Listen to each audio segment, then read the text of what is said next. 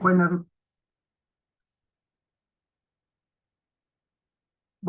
buenas noches, estimados participantes.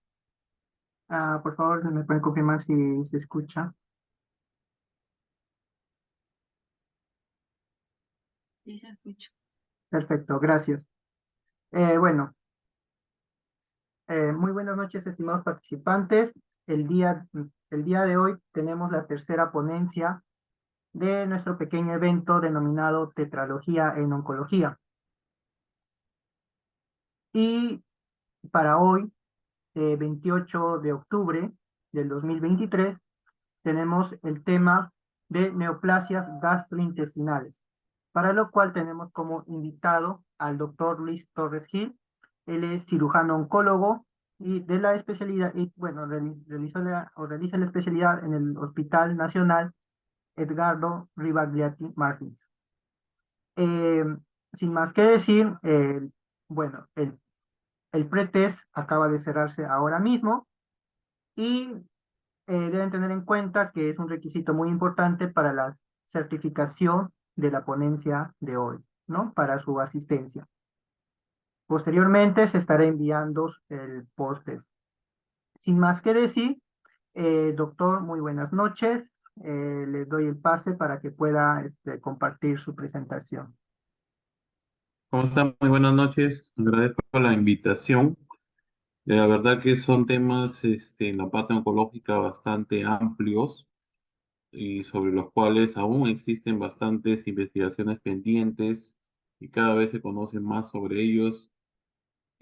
Vamos a tratar de resumir un poco y dar los puntos quizá más saltantes de cada patología, ¿no? Que uno para llevar a casa estos puntos para poder tenerlos fijos y que en su práctica clínica más adelante les sea útil, ¿no? Útil y ya también el área o mundo de la oncología es un área que muchas veces se tiene un poco aparte, un poco excluida, porque pues es el mismo diagnóstico oncológico del cáncer en los pacientes, pues hay bastantes cosas que se van perdiendo en el camino y por ese motivo a veces hay bastante separación entre los que no manejan la patología oncológica y los que manejan la patología oncológica, ¿no?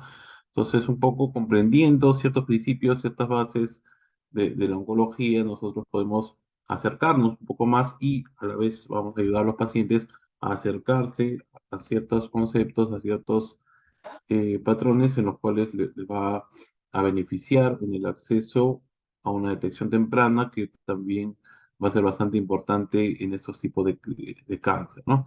Entonces, bueno, con este pequeño preámbulo vamos a hacer la presentación.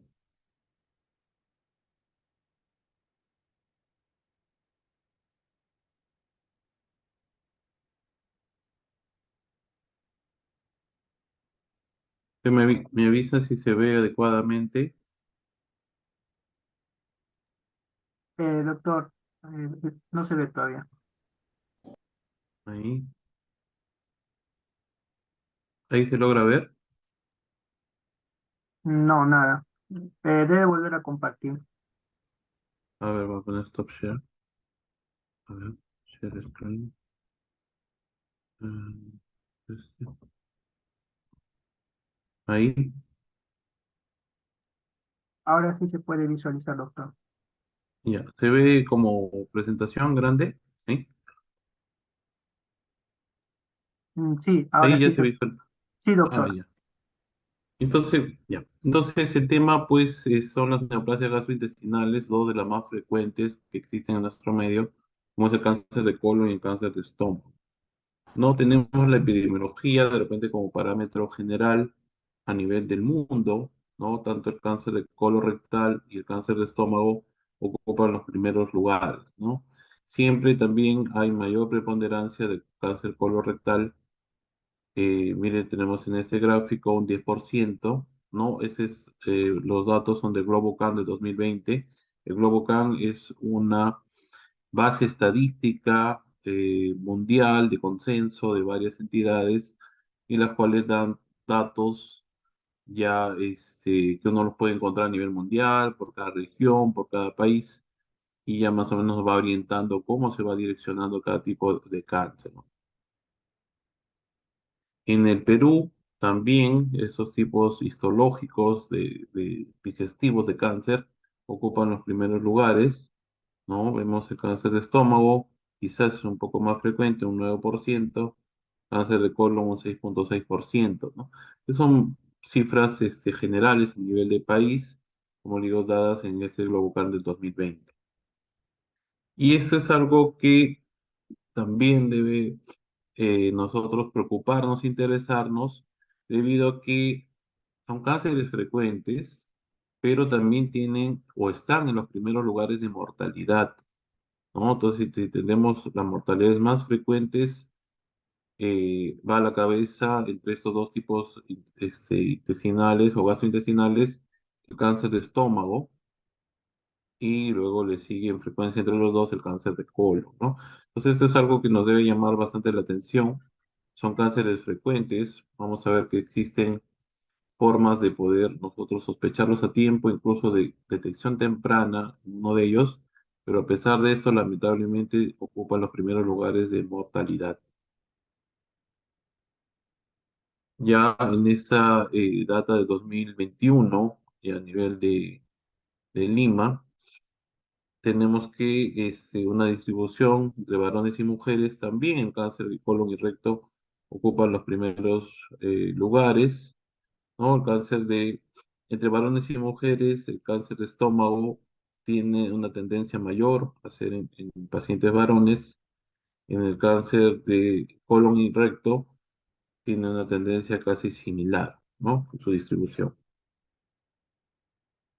Entonces acá tenemos unos factores de riesgo, como son ambos cánceres que se están tocando, podemos ver en esta gráfica quizás ciertos factores de riesgo comunes a ambos y los cuales nosotros vamos a poder tener alguna diferenciación, ¿no? Entonces, uno es la edad y sexo masculino, como hemos hablado, para el cáncer gástrico está un poco más determinado, y la edad mayor a 50 años para ambas patologías es una edad de mayor frecuencia, ¿no? Entonces, de inicio es un tipo de histología que es mucho más frecuente en pacientes de la tercera edad, pero actualmente se está presentando o está incrementando la frecuencia en pacientes jóvenes, ¿no? ¿Qué factores nutricionales nosotros podemos considerar como factor de riesgo? Uno que no está mencionado acá, pero es bastante importante, es la obesidad, ¿no? La obesidad es actualmente una pandemia, y esa obesidad, la cual es definida como un índice de masa corporal mayor a 30, confiere a la persona un estado inflamatorio crónico, liberación de diversos mediadores de la inflamación, y los cuales tienen un potencial de daño en nuestro ADN, y lo cual va a devenir esos tipos de cánceres de mayor frecuencia, ¿no? Colon, estómago y muchos otros tipos de cánceres también. Entonces, la obesidad es actualmente un factor de riesgo modificable bastante importante, ¿no? Otros factores de riesgo en la dieta, las dietas altas en sal, las dietas altas en nitritos, ¿no? Estos nitritos en las carnes a la parrilla, por ejemplo, que también causan daños inflamatorios crónicos también, tanto en colon como en estómago, y presentan un factor de riesgo, ¿no? Déficit de vitaminas A, C, para el colon también déficit de vitamina D como factor de riesgo. Eh, También el tabaco, ya es conocido ampliamente, su potencial carcinógeno en diversos tipos de cáncer, también tiene bastante importancia en cáncer de colon, cáncer de estómago, ¿no? Algunos tipos virales, exposición a radiación, que es básicamente muchas veces relacionado a algunos trabajos, ¿no? Son factores ocupacionales, factores genéticos, el grupo sanguíneo A para cáncer gástrico, ¿no? La anemia perniciosa, la historia familiar, a pesar de que la mayoría de los tipos de cáncer, en la mayoría de las frecuencias, no son los hereditarios, no son los familiares, sino los esporádicos, donde la persona es el primer paciente en la familia en sufrir este tipo de cáncer. Y también tenemos la historia familiar como un factor de riesgo, ¿no? El síndrome de Lynch o la enfermedad hereditaria del colon no polipósica también son factores de riesgo, y algunas lesiones precancerosas, como vamos a ver los pólipos, tanto en cáncer de gástrico y más estudiados en cáncer de colon, ¿no? Y acá hemos señalado en rojo el Helicobacter pylori, ¿no? Sabemos nosotros que el Helicobacter pylori es una infección que padece más del 50% de la población, pero no todos hacen gastritis por Helicobacter pylori, solo un porcentaje, y de los que hacen gastritis por Helicobacter pylori ya se ha demostrado hace mucho tiempo en diversos estudios la progresión que hay entre la infección de la por Helicobacter pylori al cáncer gástrico de tipo intestinal, ¿no? Vamos a ver más adelante esta clasificación histológica y el Helicobacter pylori como factor de riesgo directo en la progresión del cáncer gástrico de tipo intestinal. Entonces, hay algunas precisiones de acuerdo al cáncer de colon. Tenemos el cáncer colorectal, como en varios tipos de cáncer, la forma esporádica o donde el paciente que estamos conociendo es el primer paciente en la familia con cáncer colon, es el mayor porcentaje, ¿no? Es un 80%. Cáncer gástrico familiar es el cáncer gástrico que se presenta en líneas familiares, abuelos, padres, nietos, un 10%, y hereditario, los hereditarios ya donde tienen mutaciones genéticas precisas, ¿no? Los cuadros más comunes, la poliposis adenomatosa familiar o el cáncer colorectal hereditario no polipósico o conocido como el síndrome de Lynch, solo un 5 a 10%, ¿no? Entonces, esto es bastante importante también esa distribución para saber que no solamente tener antecedentes familiares de cáncer de colon, como en muchos otros tipos de cáncer, nos van a dar riesgo o preocupación de tener un cáncer de colon, ¿no? El mayor porcentaje es el esporádico, donde no existen antecedentes familiares, no existen quizás mutaciones hereditarias, pero sí por diversos factores de riesgo o cuestiones personales se puede presentar un cáncer de colon. De acuerdo a la localización anatómica, tenemos el colon ascendente o llamado colon derecho, es el donde mayor frecuentemente se presenta el cáncer de colon, 30%. Le sigue el colon sigmoides, le sigue el colon descendente y por último el colon transverso, ¿no? Y entonces esa es la distribución según topografía. Ahora el recto tiene una clasificación y un tratamiento muy diferente al cáncer de colon. Se divide en tres porciones, como sabemos, la porción superior, media e inferior, y solo el cáncer del recto superior es tratado de forma similar a un cáncer de colon. Cáncer del recto medio, cáncer del recto inferior, se tratan y se abordan de forma diferente. Entonces acá tenemos una progresión en cáncer de colon bastante importante de conocer, que es a través de los pólipos, ¿no? Entonces tenemos la mucosa, que pueden haber ciertos cambios a lo largo de los años.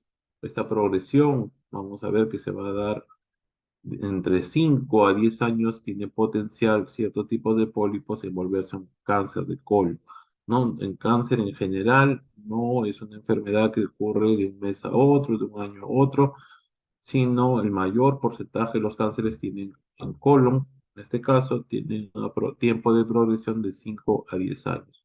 Entonces, desde que hay una hiperproliferación celular, tenemos diversos pólipos, y los cuales van a algunos de estos presentar cambios y ver una displasia leve, displasia moderada, displasia severa, ¿no? La displasia es qué tantos cambios hay en el tejido del pólipo, ya vistos al microscopio una vez resecados, y tenemos la lesión premaligna o ya un precáncer, que es un pólipo con una displasia severa, y el cual ya va a ir directamente al adenocarcinoma de colon, que es el tipo histológico más frecuente en colon, el cáncer de las mucosas, que es una lesión maligna, y de ese pólipo ya con un adenocarcinoma vamos a tener un cáncer invasivo, ¿no? Que va a afectar a capas más profundas del pólipo. Esta es una tabla que tiene las recomendaciones de tres entidades importantes, en el cual nosotros vamos a tener qué hallazgo de pólipos en las colonoscopías son de bajo riesgo, cuáles son de riesgo intermedio y cuáles son de riesgo alto, ¿no? De estos pólipos como hallazgo inicial en una colonoscopía y cuáles de estos tienen que tener una vigilancia más cercana, ¿no? Como vemos los de riesgo alto, para que detectemos tempranamente un cáncer de colon. Entonces, el diagnóstico del cáncer de colon en general va a estar basado en la sospecha clínica, que es siempre lo primero, que son los signos y síntomas, una colonoscopia completa, que es importante la visualización de toda la mucosa del colon con una adecuada preparación, ¿no? Esto es mediante los laxantes. El paciente tiene que seguir una adecuada premedicación para que pueda visualizar el gastroenterólogo toda la mucosa del colon, poder visualizar todas las áreas y tomar las biopsias correspondientes, ¿no? Esta biopsia nos da un tipo y subtipo histológico, como dice, el tipo más frecuente es el adenocarcinoma, pero hay algunos otros tipos, como linfomas también, que se presentan en el colon y el tratamiento va a ser diferente, ¿no? Luego tenemos como parte de la estratificación la tomografía, ¿no? De tórax, abdomen y pelvis con contraste, que nos permite ver hasta dónde se ha ido este cáncer de colon una vez diagnosticado. Y algo bastante importante de mencionar es la detección temprana, ¿no? En la detección temprana son todos los exámenes ya determinados según edad, según sexo, los cuales deben realizarse a cierta edad, así no haya síntomas, ¿no? Esto es en estado presintomático, para detectar un cáncer de colon temprano, ¿no? Y en el cáncer de colon, en la colonoscopía, ya las guías lo mencionan a partir de los 45 años, y ahí va a poder encontrarse desde estos pólipos, incluso los hiperplásticos, los pólipos que no tienen cambios, allá, según los hallazgos de pólipo, hacer el seguimiento pertinente según cada paciente y ya tratar o diagnosticar según sea el caso. Y otra prueba complementaria es el T-venón-eneses. En el T-venón, el paciente deja una muestra de heces. Días previos tiene que hacer una dieta especial, sin carne roja, sin algún medicamento que aumente el riesgo de sangrado, sin que tenga consumo de algún vegetal rojo, ¿no? Como el tomate, por ejemplo, es una dieta especial, la cual tiene que seguir a cabalidad para, una vez dejada la muestra en el microscopio, el patólogo pueda visualizar si existe sangrado microscópico o oculto, ¿no? ¿Por qué? Porque los síntomas más frecuentes en cáncer de colon, uno de ellos es el sangrado rectal o el sangrado con las deposiciones, que va a ser si es en los últimos centímetros del colon rojo vivo o llamado rectorragia, y si eso en los centímetros o en el colon descendente, transverso, colon derecho o ascendente, va a ser un sangrado rojo vinoso llamado hematoquesia, ¿no? Esto ya es algo visible, macroscópico, probablemente es un cáncer avanzado. Pero el TBN en detección temprana lo que busca es un sangrado microscópico, ¿no? Entonces acá ya en la parte de signos y síntomas también puntualizar, ¿no? Los síntomas más frecuentes que puede uno tener de sospecha clínica en el cáncer de colon, ¿no? Son los cambios en los hábitos intestinales. El paciente que dice, tengo periodos en que tengo estreñimiento, periodos en que tengo diarrea, ¿no? Entonces esto es un signo un síntoma de sospecha. Y otro, sensación de querer evacuar, ¿no? Lo cual no se debe hacerlo. Hay un tenesmo rectal, una sensación de tener algún contenido ocupando una polla rectal, un signo también de cáncer colorectal. Puede haber dolores ya cuando hay una masa grande que está comprimiendo ciertas estructuras nerviosas en la pelvis. Debilidad o fatiga, generalmente asociado a cáncer de colon derecho, entre los dos eh, porciones del colon, vamos a tener que está más asociado, más anemizante, ese cáncer de colon derecho, y un poco más obstructivo en su forma de presentación, en cual puede tener también como forma de presentación heces acintadas o heces más delgadas de lo normal en el cáncer de colon izquierdo, ¿no? Entonces, esos son síntomas también a considerar. La debilidad o fatiga como parte de una anemia de fondo. Y otra pérdida de peso no intencionada, normalmente en cánceres también ya avanzados, porque sabemos que el inicio del cáncer es una enfermedad que consume al paciente por su hipermetabolismo.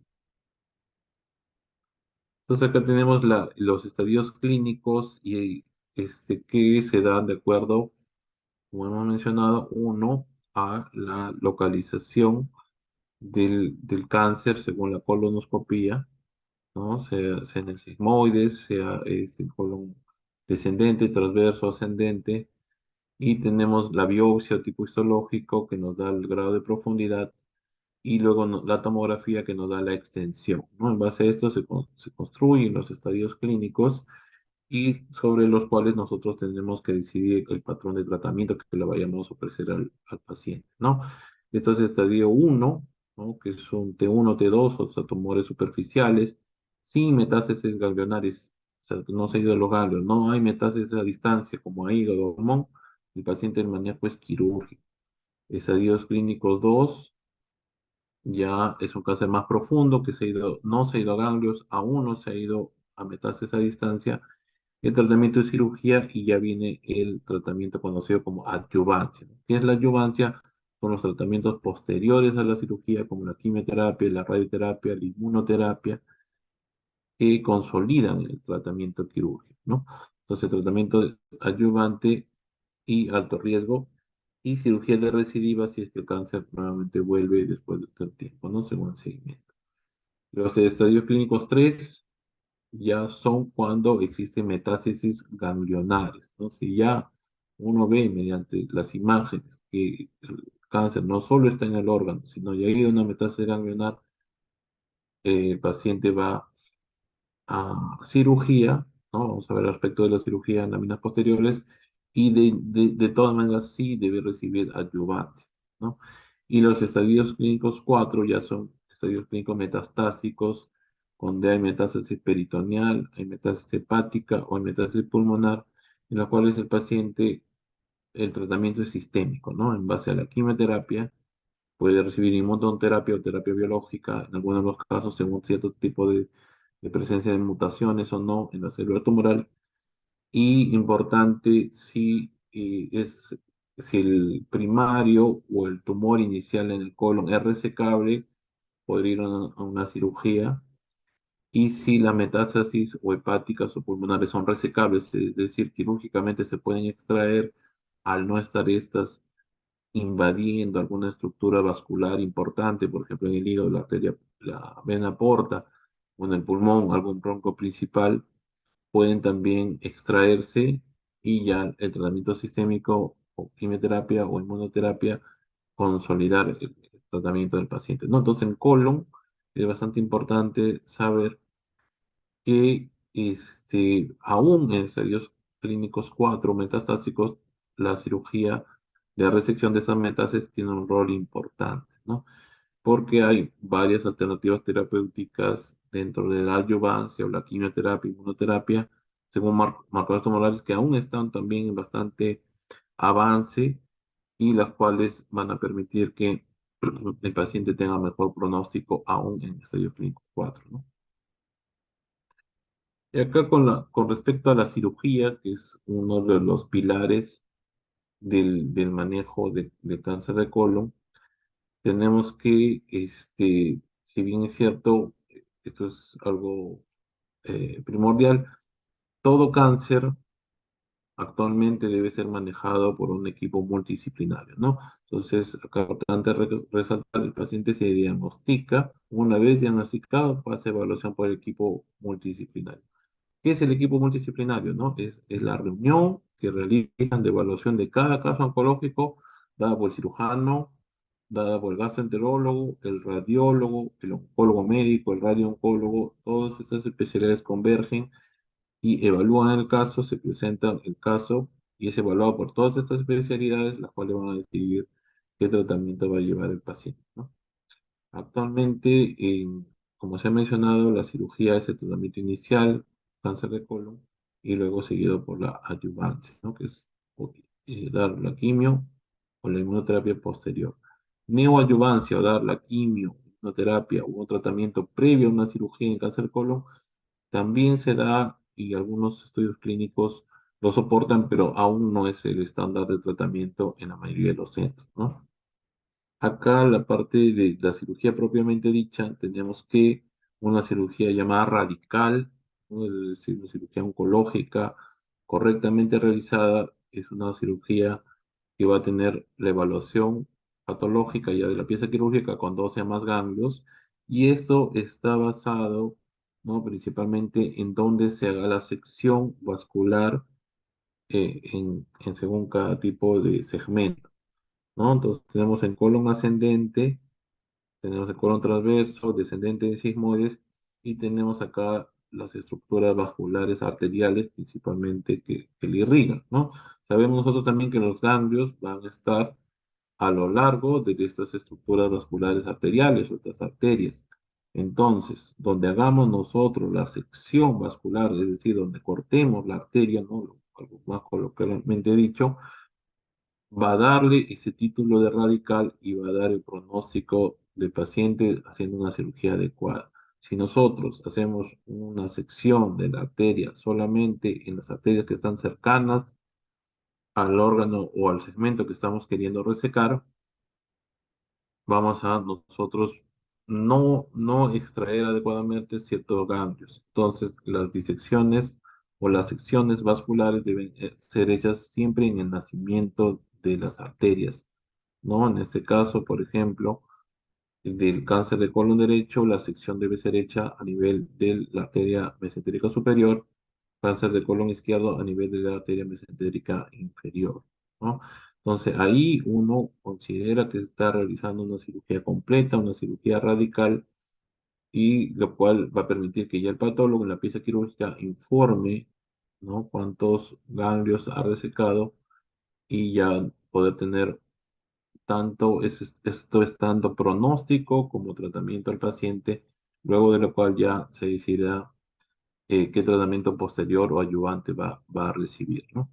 Luego de una cirugía, sabemos que ya los extremos que quedan van a hacerse la anastomosis o la unión de acuerdo a las características del paciente, ¿no? Si el paciente está en buenas condiciones generales, el paciente no está en una cirugía de emergencia, tiene buen nivel de hemoglobina, buen nivel de albúmina, puede hacer el chance de hacer una unión o anastomosis posterior a una resección oncológica, y el paciente luego irá a seguimiento.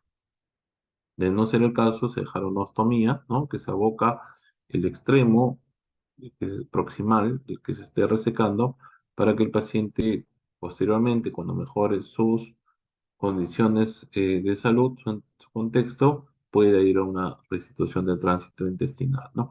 Entonces, bastante importante esto para la parte oncológica, porque si nosotros tomamos el riesgo de hacer una unión anastomosis cuando no es lo adecuado, y el paciente luego del acto quirúrgico tiene que ir a recibir quimioterapia y una complicación quirúrgica va a retrasar su tratamiento de quimioterapia, estamos perjudicando al paciente, ¿no? Entonces también la decisión de la anastomosis tiene que ser correctamente tomada. Acá hemos mencionado quienes reciben adyuvancia o tratamiento posterior, todos los estadios clínicos 3, es decir, cuando ya tienen ganglios positivos, y en los estadios clínicos 2, ¿no? ¿Cuáles son estos casos? Cuando hay un tumor T4, ¿no? Cuando este tumor ya está saliéndose del órgano primario, ¿no? Ha atravesado la pared del colon y ha penetrado tejidos cercanos. Si existe perforación o obstrucción intestinal al momento del diagnóstico, tumores grado 3, estos son el grado de diferenciación, no es diferente al estadio clínico. El grado de diferenciación es un hallazgo histológico que el patólogo nos va a referir en el estudio de la pieza quirúrgica, ¿no?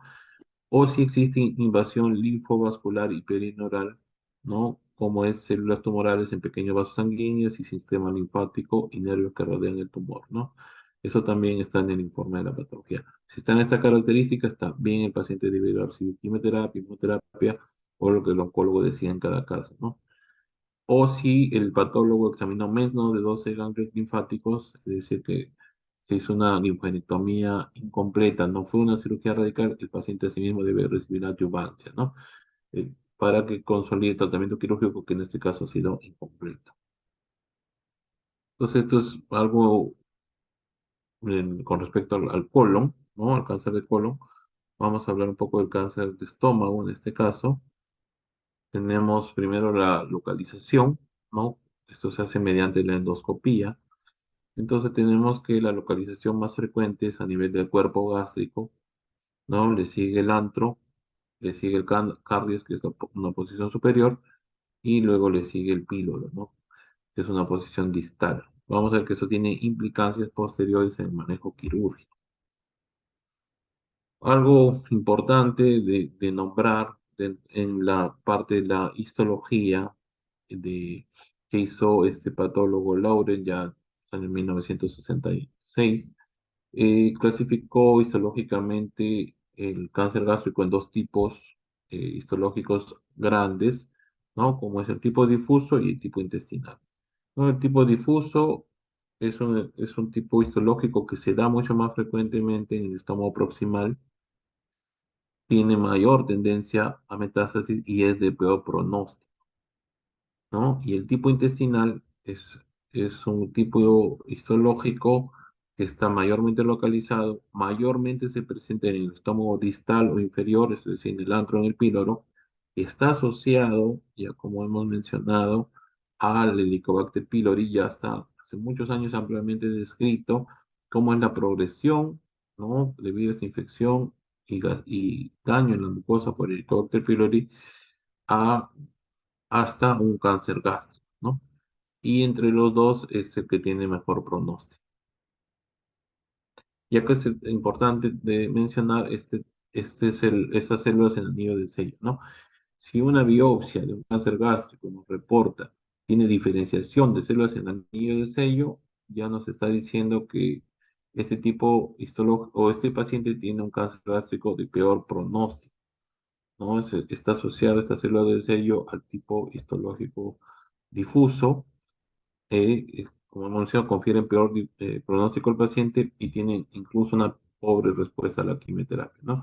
Este nombre, anillo de sellos, no sé si se logra ver adecuadamente en la imagen, son células que tienen un núcleo excéntrico o alrededor y un citoplasma bastante amplio, ¿no? Y se asemeja a un anillo o estos sellos en forma de anillo que tenían antiguamente algunas personas que ponían de sello en algunas cartas, ¿no? Por eso es que tiene esta semejanza. Entonces, un tipo de diferenciación histológica importante a considerar porque cada vez que lo veamos vamos a saber que es un tipo agresivo y el paciente tiene peor pronóstico. Otro punto importante mencionar siempre en cáncer gástrico que existe dos grandes clasificaciones en las cuales nosotros lo podemos encontrar. Una de estas es el cáncer gástrico temprano o llamado early cancer, ¿no? Es un cáncer gástrico donde el tumor no penetra más allá de la submucosa, ¿no? Esto es llamado cáncer gástrico temprano. ¿Por qué es importante? Porque su sobrevida es mucho mejor, es mayor al 90% a los 5 años, que es el tiempo que generalmente se evalúan los cánceres en la sobrevida general. Tenemos una clasificación endoscópica que puede ser de protroído, superficial, ¿no? Y en el superficial existe el superficialmente elevado, el plano, el deprimido y el excavado, ¿no? Pero el cáncer gástrico temprano es importante mencionar que compromete solamente hasta la submucosa, no va más allá de la submucosa, ¿no? Y el cáncer gástrico avanzado, que es lamentablemente donde en mayor proporción se encuentran los cánceres gástricos, tiene esta clasificación llamada de Borman, ¿no? Entonces, Borman uno tipo extruido, tipo masa. Borman 2 es ulcerado. Borman 3 es infiltrante y ulcerado. Y el tipo 4 Borman 4 es difuso, infiltrante o llamado linitis plástica, ¿no? Cada uno de estos tipos confiere peor pronóstico entre mayor sea el tipo, ¿no? Entonces, un Borman 4 va a ser un cáncer de peor pronóstico que un Borman 1. Ya dentro del pobre pronóstico que tiene un cáncer gástrico avanzado, esto es avanzado no en estadio clínico, no en que ya tiene un grado de metástasis, no, esto es un avanzado en esta clasificación histológica, ¿no? Y es importante esto también mencionar en relación a las láminas primeras que veíamos, en que lamentablemente el cáncer gástrico tiene una alta mortalidad, ¿no? Debido a que la mayoría de los pacientes se encuentra con este cáncer gástrico ya que penetrado más allá de la submucosa ya tiene mayor proporción de tener metástasis ganglionares, metástasis a distancia, y en estadio clínico también se encuentran en estadio clínicos 3 o estadio clínicos 4, donde ya el pronóstico de vida es más pobre. Entonces, en diagnóstico también, basado en los signos y síntomas, siempre la sospecha clínica es bastante importante. La endoscopía digestiva alta nos da la localización del cáncer gástrico, nos permite tomar la biopsia, que nos da el tipo y su tipo histológico. Importante la estadificación para ver hasta dónde se ha ido este cáncer gástrico con la tomografía de tórax, abdomen y pelvis con contraste, siempre con contraste. Si no se pudiese utilizar en contraste en una imagen en la cual nosotros queramos estadificar un cáncer, ya podría tenerse como alternativa la resonancia magnética, ¿no? Y acá es importante mencionar un tipo de tomografía que es el hidroten, ¿no? El hidroten es un tipo de tomografía en los cuales el estómago, el paciente va a tomar agua, y va a tomar agua con gas previo a la toma de la imagen y nos va a permitir que este estómago esté distendido. También se toman las imágenes en ciertos tiempos específicos y nos permite, como se ve en la imagen, diferenciar mejor dónde está localizado este cáncer gástrico dentro del estómago y su relación con las estructuras circundantes, ¿no? Como son el ligamento gastrohepático, como son en algunos casos el vaso o el páncreas o el colon transverso, que son elementos que están alrededor del estómago, órganos que están alrededor del estómago y nos va a permitir diferenciar su separación. Y esto nos va a poder tener un mayor predictor de si vamos a poder resecar o extraer completamente el cáncer gástrico en una cirugía o no. O el paciente debe ir a un tratamiento sistémico de inicio o llamado neoadyuvancia, ¿no? Signos y síntomas del cáncer gástrico, muy generales, náusea, acidez, malestar abdominal, pérdida de apetito, llenura precoz, ¿no? Si hay sensación ya de una masa que está ocupando parte del volumen del estómago, fatiga también asociada a anemia, porque los tumores generalmente son sangrantes, puede haber distensión abdominal, ya cuando generalmente en cáncer gástricos pilóricos o antrales que han causado cierto grado de obstrucción, sangrado con las heces que se debe evidenciar como melena, ¿no? Ya cuando la sangre de estos tumores se combina con el jugo gástrico, da este tipo de sangrado oscuro, como betún, con un olor fuerte, característico llamado melena, ¿no? Y puede haber en algunos casos vómitos con sangre cuando esta sangre está en bastante cantidad en el estómago, irrita su pared y el paciente tiene vómito sanguíneo con sangre, ¿no? Entonces, nosotros una vez ya diagnosticado en la parte de la endoscopía, tomar la biopsia, se ha hecho ya los estudios de estadificación como la tomografía de todas las pelvis con contraste. Tenemos acá como ejemplo, este es un cuadro resumen de la guía japonesa del cáncer gástrico 2018, ¿no? Publicada en 2020, en el cual nos dice qué hacer en cada tipo de cáncer o en cada tipo de situación en cual se encuentra el paciente y no, ya es una guía estandarizada, ¿no? Entonces, en cáncer gástrico existen dos escuelas de manejo bastante muy diferentes, depende en su concepción del cáncer. La que más nosotros nos apegamos, por decir, nos enfocamos es en la guía japonesa, ¿no? El cáncer gástrico sabemos que en Japón es bastante frecuente y por eso tienen bastante estudio, y en el cual vamos a ver más adelante también la importancia de que ellos le dan a la linfadenectomía como estadificación patológica, es decir, hasta dónde se ha ido, a cuántos ganglios ha tomado, y, y esta misma extracción de los ganglios es para ellos curativa, ¿no? Curativa o ya con intención de tratamiento, ¿no? Que es diferente al enfoque europeo que no tiene estas precisiones, ¿no? Entonces tenemos acá dos grandes grupos, solo vamos a hacer una mención rápida, el M0 que es sin metástasis, el M1 ya es un cáncer metastásico, ¿no? Y en los cuales vamos a tener nosotros la gastrectomía estándar o llamada d dos a partir de un estadio, una inversión T1 con ganglios positivos, ¿no? Se tiene que hacer la gastrectomía más la linfadenectomía d dos. Vamos a ver más adelante qué es la linfadenectomía d dos. ya en estadio o clínicamente T2 hasta T4, ¿no? Cuando ya el cáncer está llegando a las paredes externas del estómago, va a ir también de inicio a la gastrectomía de 2, ¿no? Entonces, quizá es esta parte central, ¿no? De las cuales tenemos desde un T1 con ganglios positivos hasta T2 a T4, independientemente de su estado ganglionar, van a ir hasta gastrectomía estándar o D2. Hay cánceres bastante localizados, los cuales solamente infiltran hasta la mucosa, como un T1A, donde va a tener el paciente chance de tener una resección endoscópica, ¿no? Y ya cuando infiltra un poco más profundo, hasta la submucosa o este llamado T1B, sin ganglios positivos ambos, puede ir el paciente a una gastrectomía con linfadenectomía D1, ¿no? Y lamentablemente esto es poco visto porque, como hemos mencionado, el cáncer se encuentra generalmente ya avanzado más allá de la submucosa, ¿no? Y el cáncer gástrico temprano o early cáncer, donde se puede tratar de esa forma, es mucho menor porcentaje.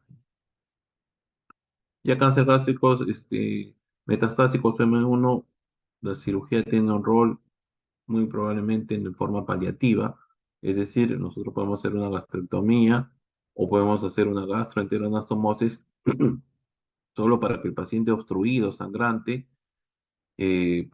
nosotros podemos mitigar estos síntomas, el paciente puede tener una cierta calidad de vida, pero ya no con intención curativa, sino para paliar, ¿no? Entonces acá tenemos los tipos de gastrectomías. Las gastrectomías también radicales son las que extraen 15 o más ganglios.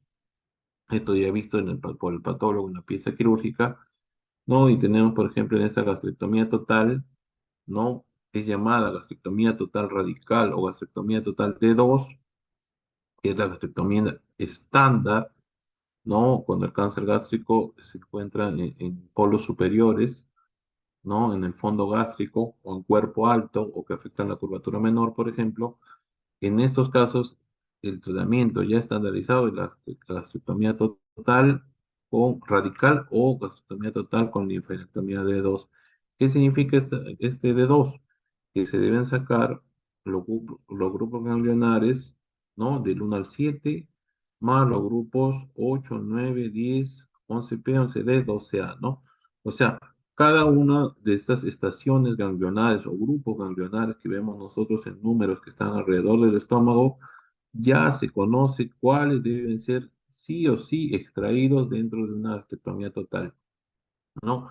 Acá vemos que están libres como números, pero cada uno de estos también está en relación a alguna arteria importante, por lo cual da la complejidad de una cirugía y por lo cual muchas veces algunos manejos quirúrgicos son incompletos porque no llegan a resecar tales o cuales grupos ganglionares. Y una gastrectomía distal también se llama gastrectomía que se va a dar cuando el cáncer gástrico está en el antro o píloro, ¿no? Se tiene que sacar la mitad inferior del estómago y también ya se conoce que grupos ganglionares específicamente tienen que ser extraídos para poder nosotros decir que estamos dando un manejo quirúrgico adecuado en el cáncer gástrico, ¿no? O llamada gastrectomía distal radical o gastrectomía de 2. Entonces, como hemos mencionado, ya la adyuvancia o después de la gastrectomía también está resumido en esta guía clínica japonesa de manejo gástrico, donde un paciente con estadio clínico 1, ¿no? Ya patológico es porque ya es post un tratamiento quirúrgico, puede ir a observación. Los estadios clínicos 2, 3, ya cuando hay compromisos ganglionares, van a ir a quimioterapia adyuvante y los estadios clínicos o patológicos, ya 4, van a ir a una terapia o la quimioterapia y a veces su tratamiento definitivo, ¿no? Entonces, bueno, ese es básicamente un resumen de estos, al abordaje o enfoque y algunos aspectos importantes de estos dos tipos gastrointestinales bastante frecuentes, ¿no? Entonces, quedo atento a sus preguntas. Muchas gracias, doctor. Bueno, ahora sí pasamos a la ronda de preguntas. Vamos a dar unos 20 segunditos para que los chicos puedan escribir sus preguntas en el chat o en todo caso puedan alzar la mano y enseguida le damos el pase para que pueda hacer presente su pregunta, ¿no? A ver, acá veo una pregunta que está en el chat, que refiere, dice, una persona ya tratada con el Helicobacter pylori y que hizo gastritis por dicha bacteria, ¿sigue estando como persona de riesgo para cáncer de estómago? No, la respuesta es sí, ¿no? Haber tenido ya la infección del Helicobacter pylori hace un daño, el cual debe recibir un tratamiento completo dado por el gastroenterólogo, recibir después o hacerse después ciertas pruebas en las cuales ya se determine que ya se ha erradicado este Helicobacter pylori, pero hay ciertos hallazgos también endoscópicos como gastritis atrófica o como metaplasia intestinal que confieren mayor riesgo también a la persona de padecer un cáncer gástrico. Y tiene que el paciente estar en un plan de seguimiento, es importante, ¿no? Porque ya tiene un riesgo mayor de tener un cáncer gástrico.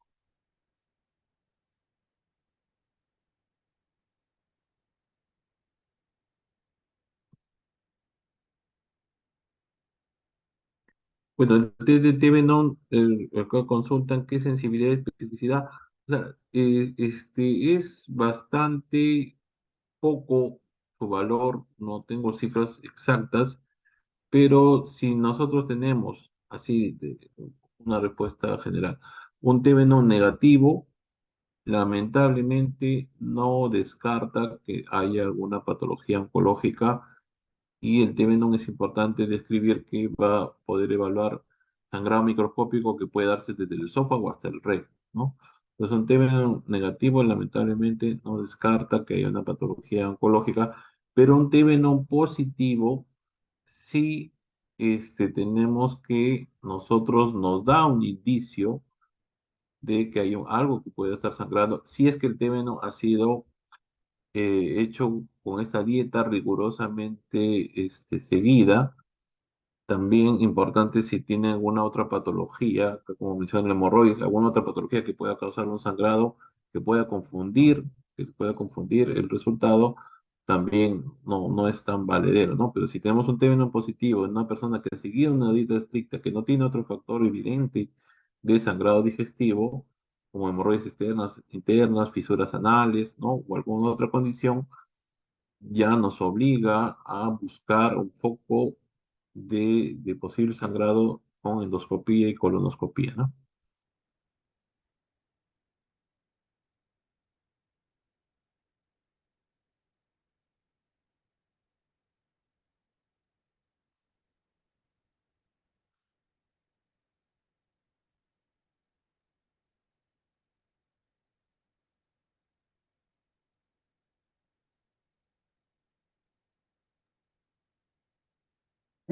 Ok, doctor. Bueno, solo te envío tres preguntas. Ujú. Doctor, ¿puede dejar de compartir, por favor? Ah, ya. Para, para la foto grupal. Así que chicos, a ver, anímense a prender su cámara para tomarnos una foto de recuerdo con el doctor. Mientras tanto, a los que gusten, pues todavía hay un poquito de tiempo para que puedan alzar la mano, los que quieren hacer alguna pregunta, o todavía el chat está ahí habilitado. A ver, chicos, no sean tímidos. Ujú. Ok.